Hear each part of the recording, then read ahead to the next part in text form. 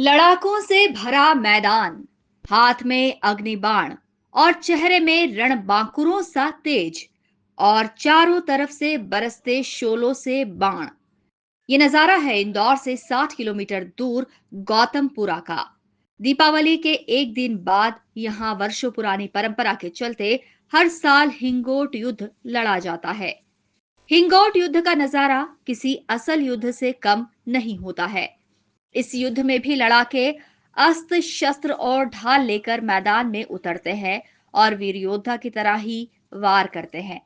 लेकिन इस युद्ध का मकसद सत्ता हासिल करना नहीं है, बल्कि गौतमपुरा गांव का ये दो समूह अपनी कई पीढ़ियों से चली आ रही परंपरा को कायम रखने के लिए करते हैं।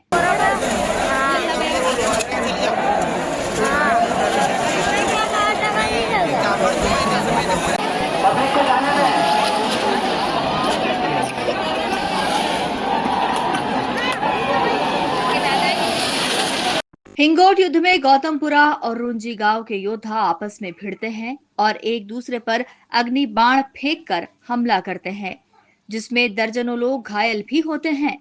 लेकिन घायलों के मन में दर्द की जगह इस परंपरा का गर्व होता है। हिंगोट युद्ध में इस्तेमाल होने वाला अग्निबाण, जिसे हिंगोट कहते हैं, दरअसल ये एक फल होता है जिसे सुखाकर उसमें बारूद भरकर उसे अग्निशस्त्र का रूप दिया जाता है। इस फल को रॉकेट की शक्ल दी जाती है और योद्धा अपने हाथों से जलाकर अपने विरोधी समूह पर फेंकते हैं। गौतमपुरा में दीपावली के अगले दिन दोग पड़वा के दिन हिंगोट युद्ध होता है। यह कई सौ साल पुरानी परंपरा है। इसमें गौतमपुरा की एक टीम रुंजी की, कलंगी और तुर्रा दो टीमें हैं जो आपस में युद्ध करती है। एक फल हिंगोट का रहता है जिसके अंदर बारूद भरते हैं और वह रॉकेट की तरह जाता है। जैसे पहले युद्ध होते थे और जिस तरह तीर चलते थे वैसे हिंगोट चलता है।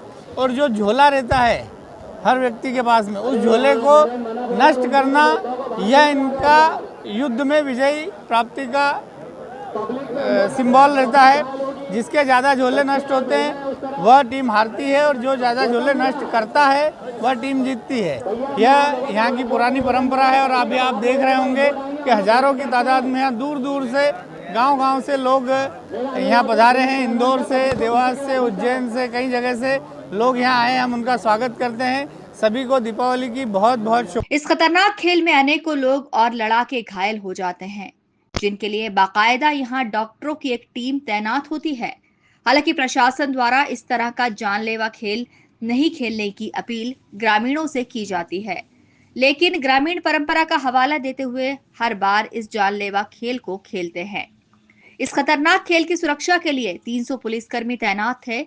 इसके अलावा कई एम्बुलेंस भी यहाँ तैयार थीं। इन सब तैयारियों के बीच भी करीब 5 लोग घायल हुए। इनमें योद्धा के अलावा आम लोग भी शामिल थे। इन सभी को इलाज के लिए देपालपुर के अस्पताल पहुंचाया गया है। परंपरा का तो ऐतिहासिक जाके युद्ध रहा है और सालों से चला आ रहा है ये। इसके लिए पुलिस ने पर्याप्त बैरिकेडिंग की व्यवस्था की थी। गैंगवे बनाए गए थे ताकि लोग जो हैं वो युद्ध मैदान में ना आ सकें, और काफ़ी हद तक पुलिस के प्रयास सफल भी रहे। इस बार पिछली बार की तुलना में काफ़ी कम घायलों की संख्या है। पिछली बार लगभग 19 लोग घायल हुए थे। अभी तक की जानकारी में लगभग 5 लोग घायल हैं।